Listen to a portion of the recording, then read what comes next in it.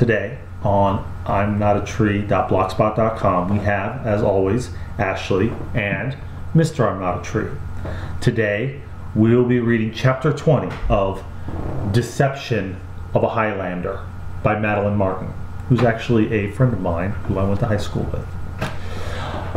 Please note that this chapter is not for children, so if you have children watching, please turn this off and watch later.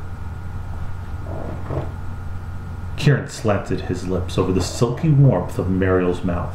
Rage powered his hunger to an overwhelming pitch. She had challenged his manhood. He held her tight against him and urged her backward until he felt her bump against his desk. She claimed she wanted to be his. She arched against him and gave a low moan. His cock pulsed in time with the slow, rhythmic grinding of her hips until it strained between them. God, he never wanted a woman so badly. Restraint lingered in the recesses of his mind while his hands glided across the cool silk of her gown, memorizing her shape. If he had her, she would stay on Sky. Her tongue stroked his, and her hands teased the flesh beneath the waistline of his plaid. If he had her, he would have to trust her. One sweep of his arm cleared the desk of its contents. He grasped her round bottom and slid her up onto the smooth desktop. His fingers raked up her naked legs, pushing her skirt to her hips. Her creamy thighs opened for him, and with one swipe of his finger, his decision was made. Mariel's legs tightened around his hand, and her breath came in shaky gasps. Gritting his teeth against the insistent throb of his cock, he rolled the pad of his thumb against the delicate little nub. Her cries echoed off the stone walls, and her hooded eyes sparkled with desire. His mouth fell upon her kiss-swollen lips once more, hungry to devour the sounds of her climax. She was so close to coming for him. The slightest touch, and she would unravel in his arms. But not yet. She did not understand the pain she had put him through, the haunted nights of longing, craving the feel of her skin naked against him, and the relief only she could provide. Nor did she understand the rage her flirtation with Colin roused in him. No, he would not let her off so easily. Kieran withdrew his hand, despite her whimper of protest. Muscles taut with restraint, he pressed himself against her, letting her feel the force of his erection through his plaid.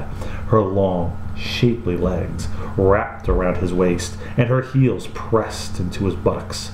Her breast heaved with the force of her labored breath, swelling lusciously above her gown. Unable to resist the temptation, Kieran tugged her bodice downward and groaned his victory as her breast bounced free of their confines. He buried his face against the fullness of her bare bosom. His lips brushed the bud of her nipple and drew it deep within his mouth. Her hands skimmed his stomach, burning a path of uncontrollable desire down to his loins. Her fingers dipped inside his kilt and closed around him. The coolness of her grasp against the raging heat of his cock was an excruciating balm for the lust that had preoccupied him since they met. Kieran groaned at the intense pleasure of her touch. He gripped her wrist and pulled her hand away. "Enough," he said, his voice terse. This was his game, and he was not about to relinquish power. "Please," she murmured against his ear. "Not yet," he growled.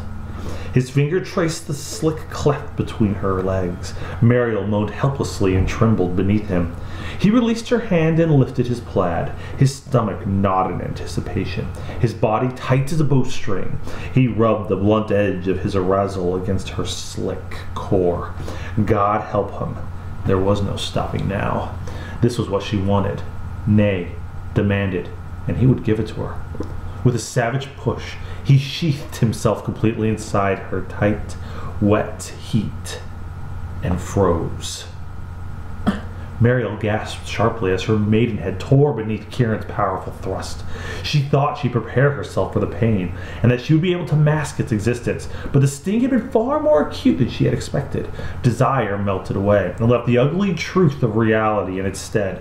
She had deceived him, forced him to believe she was someone she was not, thinking she could play the part when necessary. His body was taut beneath her fingertips, every muscle locked as he cursed low under his breath. He looked down at her, his eyes black, wild. "You are a maiden?" he asked incredulously.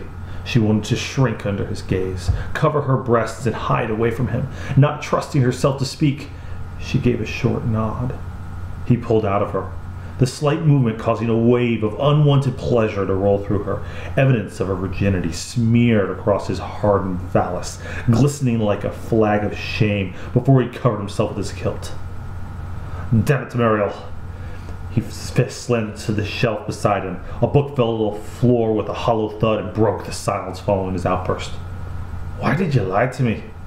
He turned his accusing stare on her. She pulled her bodice over her exposed breasts and pushed off the desk onto shaky legs. Her skirt fell like a heavy curtain, shielding her disgrace from view. "I didn't lie. You assumed," she hissed. The neat exit was more like, "I didn't lie. You assumed," she hissed. The need to defend herself overwhelmed the burn of humiliation. "You kept this secret from me, and you're the one who is angry." No, more like, "You kept the secret from me, and you're the one who is angry," he roared, his accent thick with fury. Heat flooded her cheeks.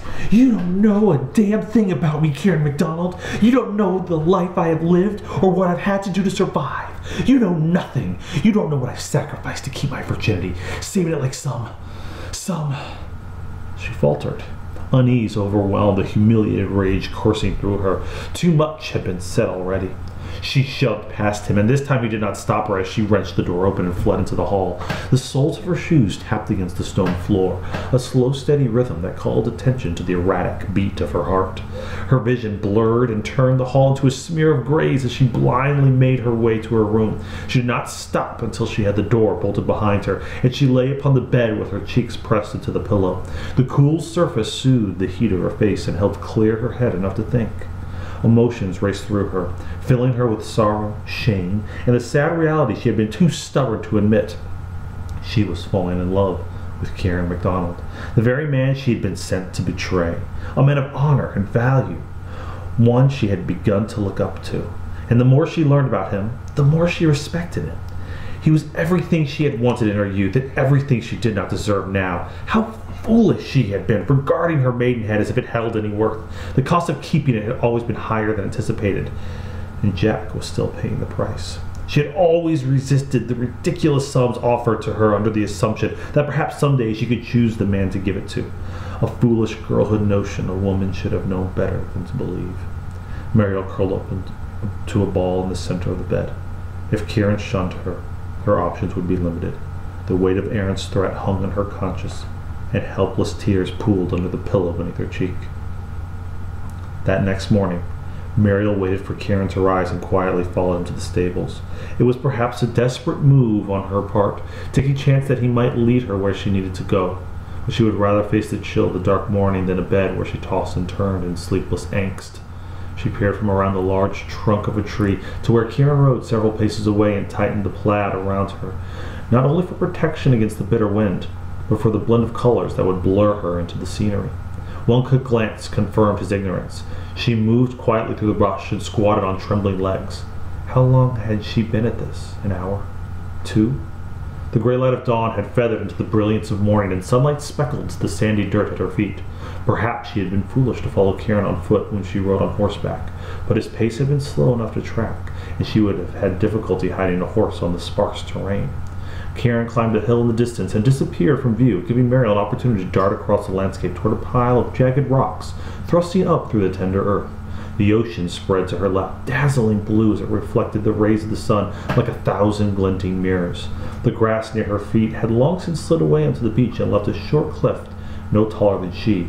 It was the perfect place to keep her presence hidden.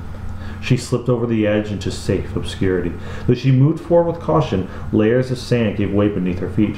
Still, she did not stop, not until she could at least see the top of his dark head.